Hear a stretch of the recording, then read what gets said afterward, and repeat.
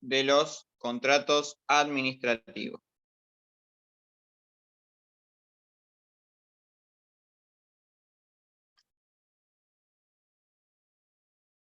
Dentro de las clasificaciones que tenemos en los contratos administrativos, hay dos.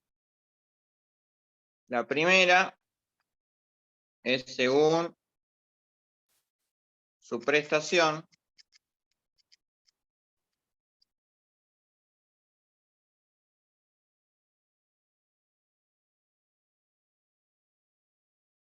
Que a su vez se divide en de colaboración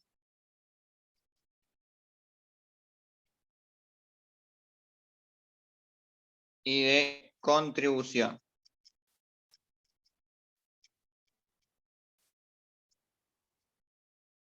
Y luego tenemos la otra clasificación que es según su tipicidad.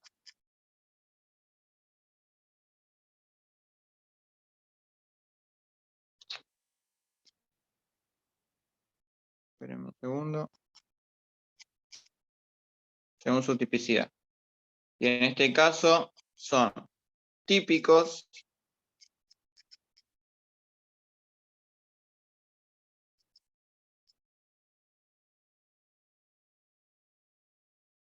y atípicos.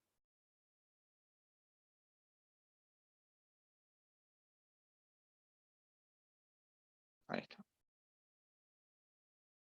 Bien. Vamos con la primera, que es según su prestación. Vamos con los de colaboración. En este caso, son aquellos en los cuales se tiene en cuenta el interés general. Por ejemplo, la realización de una obra pública,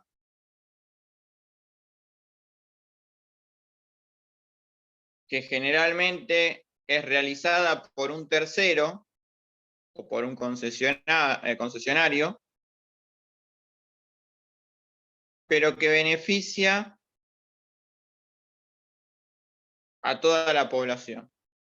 Por ejemplo, una autopista. ¿Sí? El Estado no tiene los medios para poder realizar una autopista, entonces hace un contrato administrativo con un particular, el cual se va a encargar de realizar la obra y como contraprestación va a poder poner peaje, ¿sí?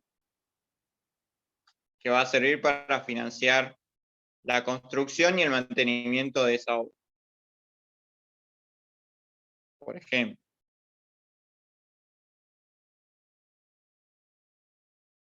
Y después tenemos los de contribución, que en este caso no se dirigen al interés general, sino que más bien se dirigen a un interés particular. Como les dije anteriormente, por ejemplo, cuando el Estado realiza un contrato para cederle una porción de una plaza a un particular. En este caso, no trae un beneficio directo a la población, sino que más bien es un beneficio indirecto, no es algo que tenga que ver con el interés general.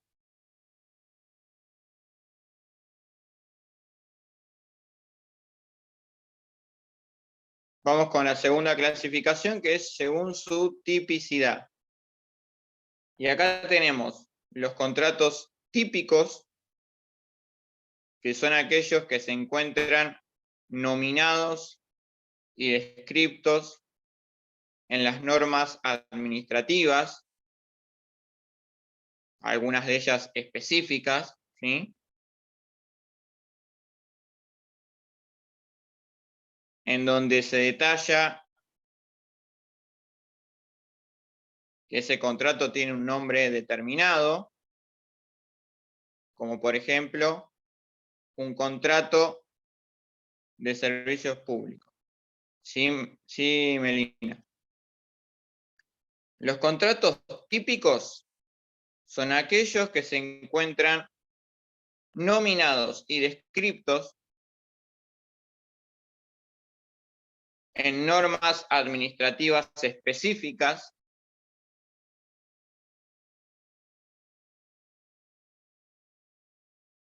las cuales le otorgan un nombre en particular, como es el caso de los contratos de servicios públicos. O sea, hay una norma específica dentro de la administración pública que habla de todo lo que tiene que ver con los contratos de concesión de servicios públicos. ¿Sí?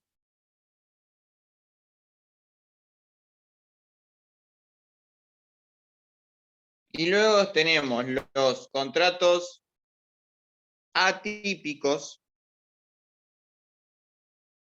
que en este caso no se encuentran descritos en ninguna norma, sino que se debe recurrir a las normas generales del derecho administrativo,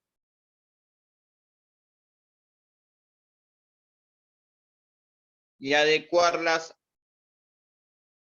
al tipo de contrato que se quiera realizar.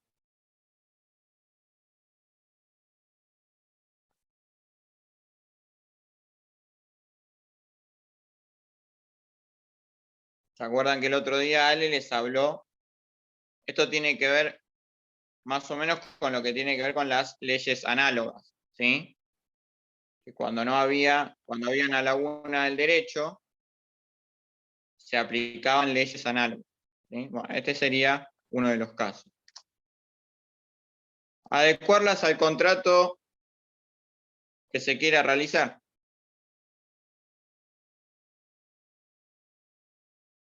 Si no hay una norma que especifique cómo se tiene que realizar un contrato que la administración quiere hacer, se recurre a normas generales del derecho y se utilizan leyes o normas similares, ¿sí? Bien. Estas serían las clasificaciones, ¿sí? Según su prestación, según su tipicidad. Según su prestación de colaboración y de contribución, según su tipicidad, típicos y atípicos, ¿sí? Si yo les pregunto en el parcial por su prestación, ¿sí? De colaboración y de contribución. Los de colaboración son aquellos que tienen en cuenta el interés general, ¿sí? Por ejemplo, cuando el Estado hace un contrato para realizar una obra, para que un tercero realice una obra pública, que si bien la obra la va a realizar el tercero, el beneficio va a ser para toda la sociedad, ¿sí? Es decir, el interés general. Y según su contribución, en este caso, no apunta a un interés general, sino más bien a un interés particular. Por ejemplo, cuando el Estado le cede una parte o una porción de una plaza a un particular para que ponga un kiosco, en ese caso el que se va a beneficiar va a ser el particular, pero de forma indirecta se va a estar beneficiando también la gente que vaya a la plaza, ¿sí? Para comprar una bebida, para comprar alguna algo para comer, ¿sí? ¿Se entiende?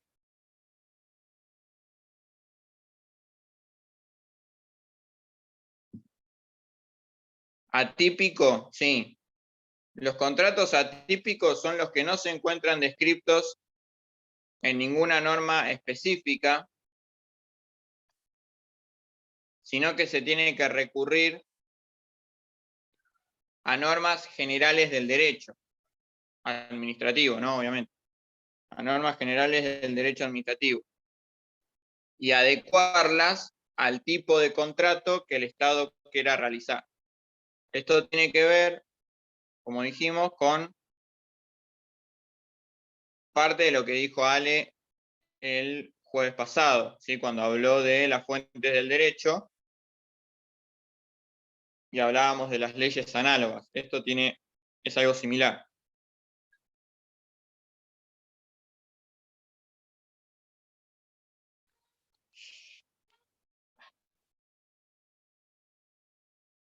¿Se entendió? Vamos ahora con los elementos. Perfecto. Vamos con los elementos del contrato administrativo. Vamos a meterle pila, pues si no, no vamos a llegar. Todavía queda un montón. Vamos. El primer elemento que vamos a ver dentro de lo que es contratos administrativos es el sujeto. ¿Sí? En este caso, dentro de un contrato administrativo siempre va a haber dos sujetos, ¿sí? Como mínimo. Uno va a ser el Estado, ¿sí? O va a ser un órgano del Estado. Y por otra parte,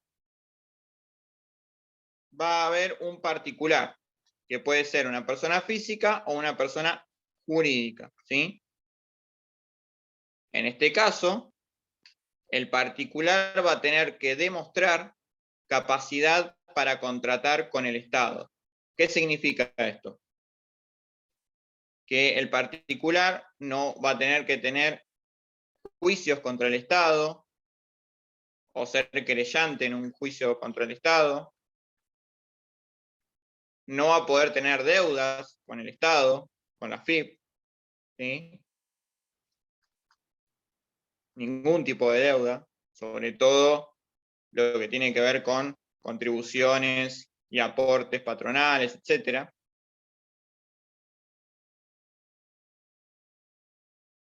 Y para lo que tiene que ver con los particulares, que son personas jurídicas, esto también aplica para los socios o los dueños de la persona jurídica, ¿sí? No solamente la empresa va a tener que estar sin deudas, sino que los propietarios o los socios tampoco tienen que tener ningún juicio ni tampoco tener deudas con el Estado, ¿sí?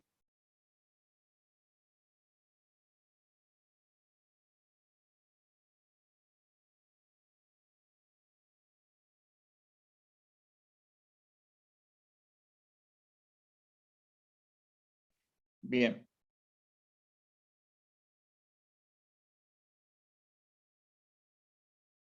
Hay que tener en cuenta que que dentro del Estado existen varios regímenes especiales dentro de los cuales se puede realizar una contratación. En este caso, el más importante y el que a nosotros nos interesa es el de contratación pública, que se va a hacer a través de una licitación pública, ¿sí? Ahora en un ratito después vamos a ver qué es una licitación pública. Hay que tener en cuenta que para que se realice un contrato administrativo,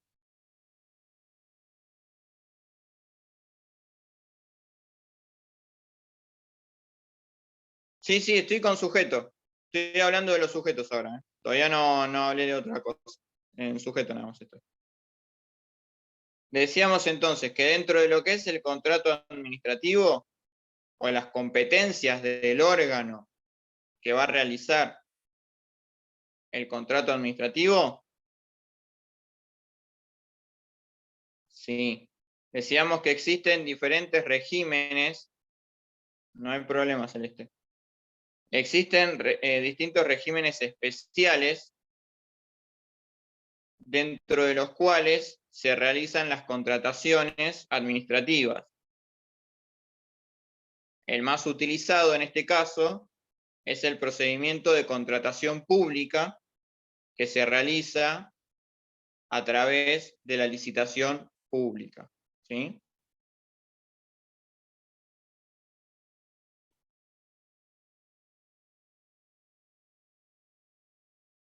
Después también, bueno, está la contratación directa, etcétera, ¿sí? Pero nosotros lo que nos importa acá es la contratación pública, que es a través de un contrato administrativo, que se da a través de la licitación pública. Decíamos entonces que dentro de el marco de las competencias que tiene el órgano administrativo que va a realizar el contrato administrativo, hay que tener en cuenta algunos aspectos. Por ejemplo, que el órgano administrativo puede aprobar y modificar, si lo cree necesario, los pliegos de licitación. Tengan en cuenta lo siguiente: cuando se va a realizar una licitación pública, por ejemplo, para la construcción de una obra pública o para hacer la concesión de un servicio público, ¿sí? El Estado lo que va a hacer es llamar a licitación pública. El Estado lo que va, en ese momento, lo que va a publicar en la licitación es el pliego de bases y condiciones. En ese caso va a decir que está buscando un particular que se haga cargo de la prestación del servicio de luz, por ejemplo, ¿sí? Entonces, ahí todas las empresas que quieran, digamos, presentarse a la licitación, pueden hacerlo en el día y horario que establezca la administración en el pliego de condiciones. En ese caso, los interesados van a comprar en los pliegos de licitación, ¿sí? Porque se compran los pliegos, se compra el pliego de licitación, tienen un tiempo determinado para analizar y presentar sus propuestas, las tienen que presentar en una fecha determinada, y luego el Estado o el órgano competente va a decidir, en base a las distintas propuestas, cuál es la más beneficiosa, ¿sí?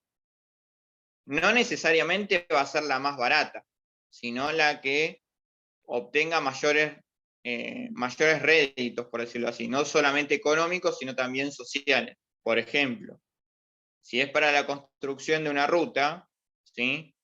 No necesariamente se va a tomar la más barata. Se va a tomar, por ejemplo, la que puede llegar a pasar, ¿no? Que se tome la que se haga en menos tiempo, ¿sí? La que utilice mejores materiales o materiales traídos del extranjero o materiales que sean comprados a empresas que trabajen acá en el país, ¿sí? Empresas nacionales, ¿sí? O sea, se van a evaluar todos los aspectos de las propuestas de cada uno de los oferentes, ¿sí?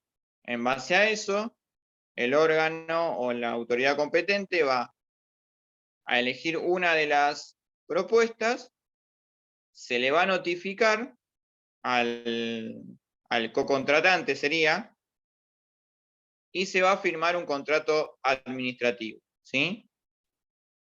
Bueno, en base a esto, el órgano competente puede aprobar o modificar los pliegos de licitación en cuanto o cuando sea necesario, ¿sí? También tiene la facultad de suspender la licitación. Es decir, el órgano administrativo llamó a licitación, pero por alguna cuestión la dan de baja, ¿sí? Como pasó en su momento con licitaciones de obras públicas que por cuestiones del déficit del Estado, básicamente, se dieron de baja, ¿sí? Algunas obras públicas que ya estaban licitadas. Otra competencia es la de adjudicación del contrato, es decir, elegir a la mejor oferta y obviamente comunicarse con el oferente y decirle que se le va a adjudicar el contrato de concesión de servicios públicos o de la construcción de la obra pública, ¿sí? Y por último, también tiene la competencia de rescindir el contrato cuando lo crea conveniente, ¿sí? Ya sea por disposición del Estado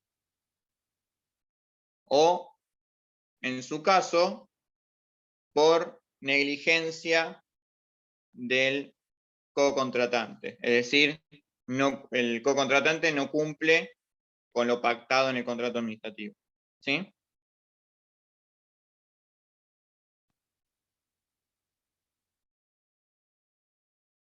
Bien.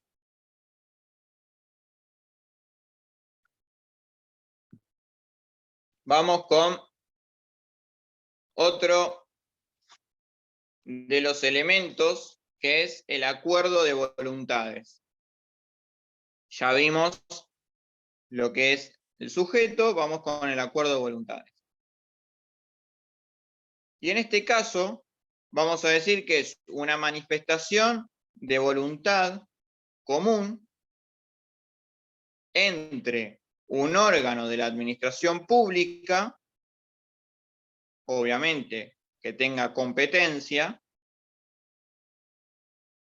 y por otra parte, una persona física o jurídica, o como dice el nuevo Código Civil y Comercial, una persona humana o no humana, el cual tiene que demostrar capacidad para contratar con el Estado. Vamos de nuevo. El acuerdo de voluntades significa que hay una manifestación de voluntad común entre un órgano competente del Estado y una persona física o jurídica con capacidad para contratar con el Estado, ¿sí?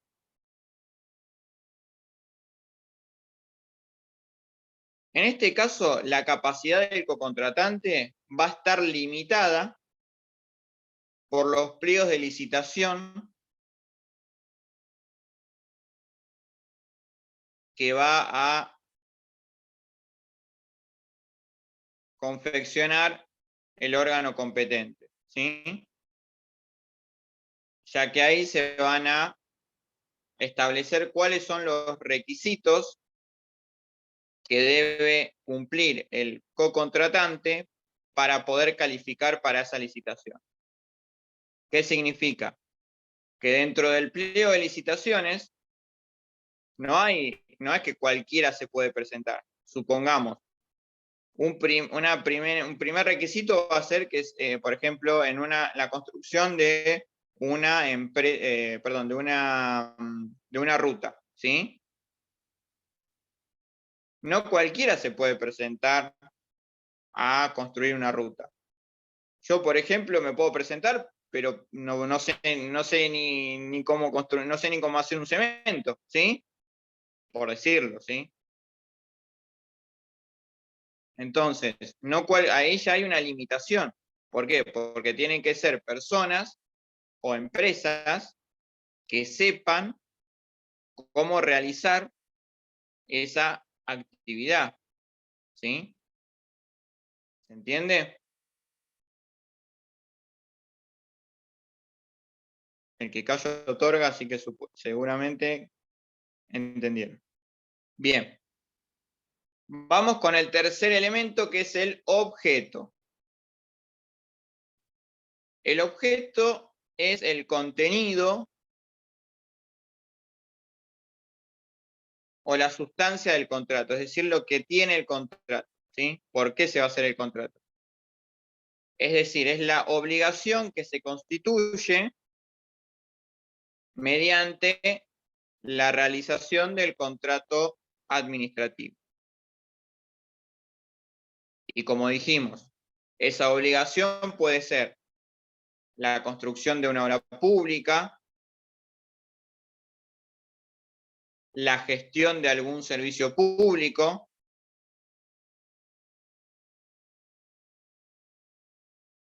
o cualquier prestación que tenga por finalidad la satisfacción de necesidades colectivas y públicas para llegar al bienestar general. ¿Sí?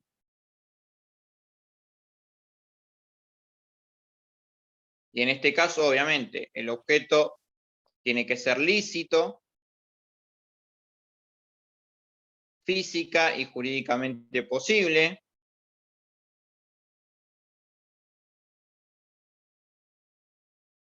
y si no se cumplen con estos requisitos, el contrato va a ser nulo de nulidad absoluta. ¿Sí?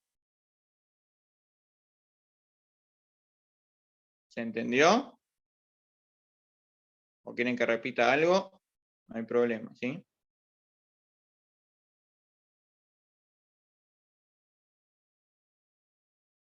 Vamos con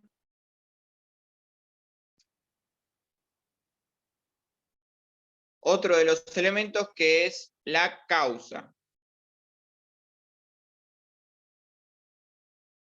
Y esto tiene que ver también un poco con el objeto, ¿sí? La principal causa por la cual se realiza un contrato administrativo es para la satisfacción de necesidades públicas, ¿sí?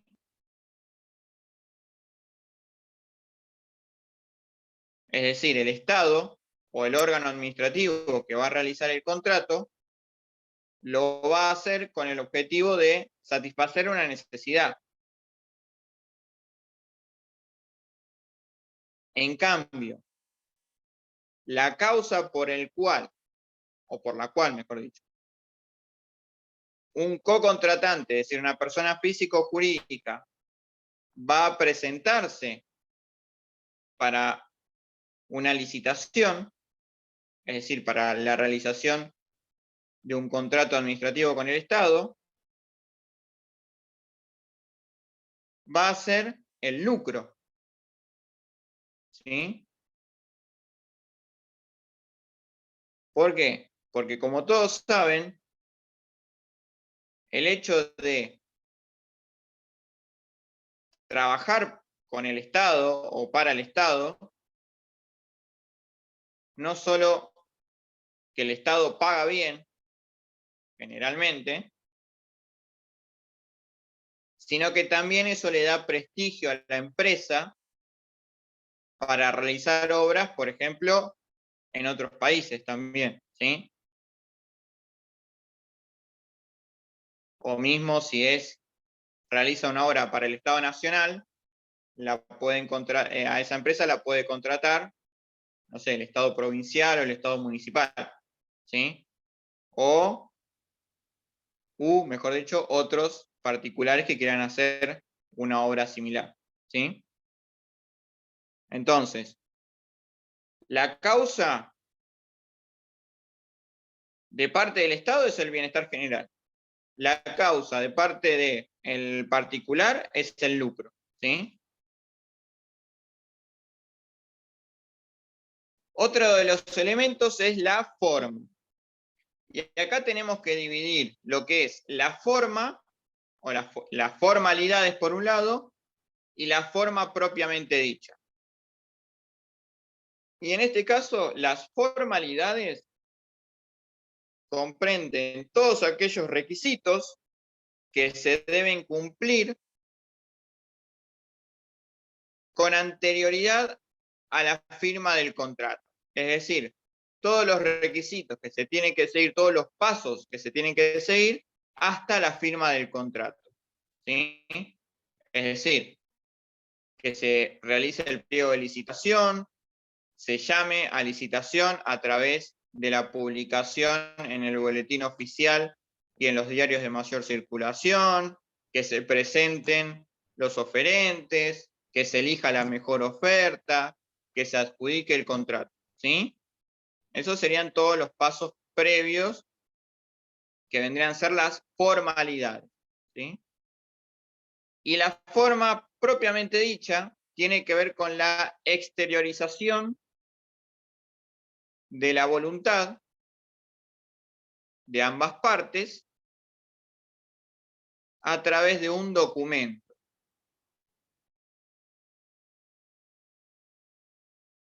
Este documento va a ser el contrato administrativo, que obviamente se va a tener que realizar por escrito, ¿sí?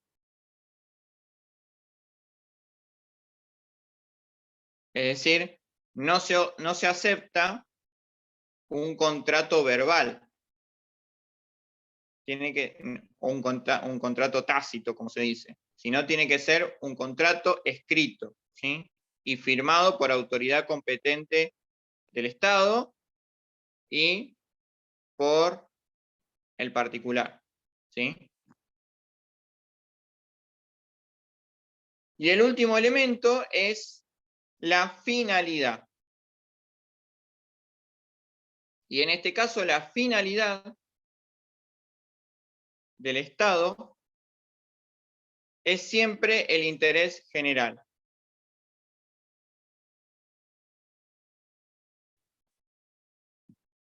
Es decir, la satisfacción de necesidades colectivas y públicas para llegar, obviamente, a ese bienestar general.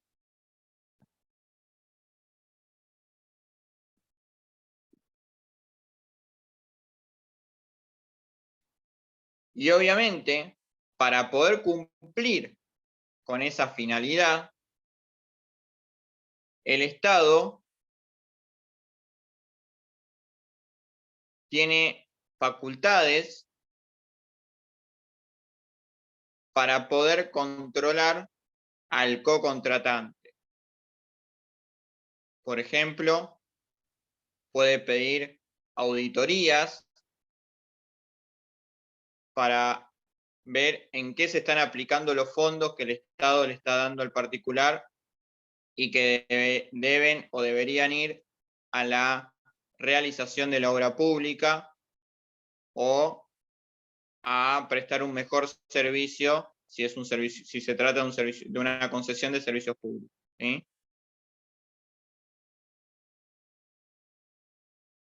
Y en el caso que el Estado en esas auditorías encuentre alguna anomalía, puede aplicarle una sanción al cocontratante que implique también la cancelación del contrato. Es decir, rescindir el contrato en el momento que el Estado decida y sin ningún tipo de indemnización para el particular, ¿sí?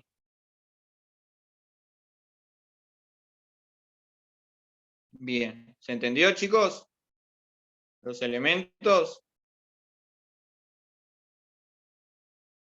Acá dentro de lo que es contrato, la verdad que no es un tema difícil, básicamente con que sepan bien qué es un contrato administrativo y la diferencia con un contrato civil de la administración. Después es básicamente lo mismo que cualquier tipo de contrato, ¿sí? Lo único que acá hay que tener en cuenta es que en los contratos administrativos el Estado está en un pie de superioridad con respecto al particular. En cambio, los contratos civiles están en igualdad de condiciones, ¿sí?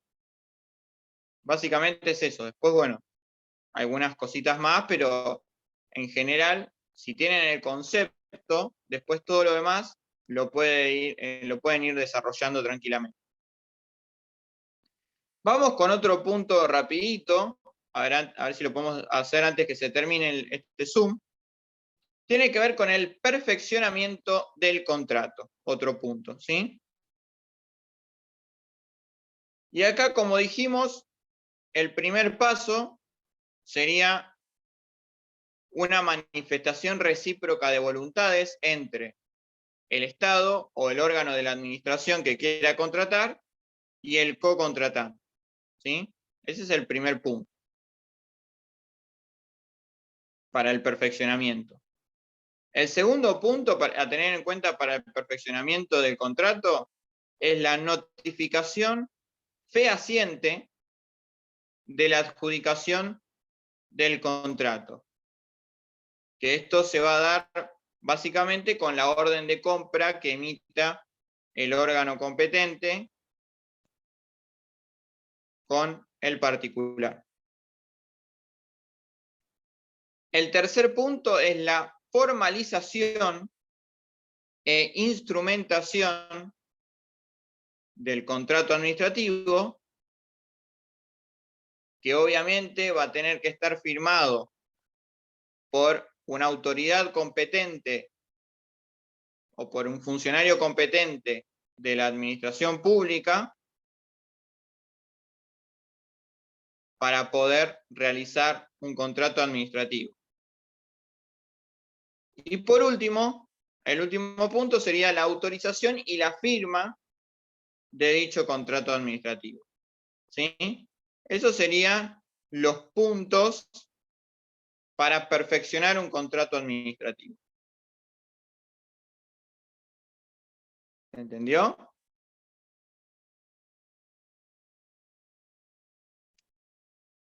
Bien. Ya se está por terminar este Zoom. Salimos de este Zoom, entramos al próximo. Sí, Magalí, vamos a hacer una cosa. Salimos de acá, entramos otra vez a otro Zoom y repito de nuevo para que no se quede cortado.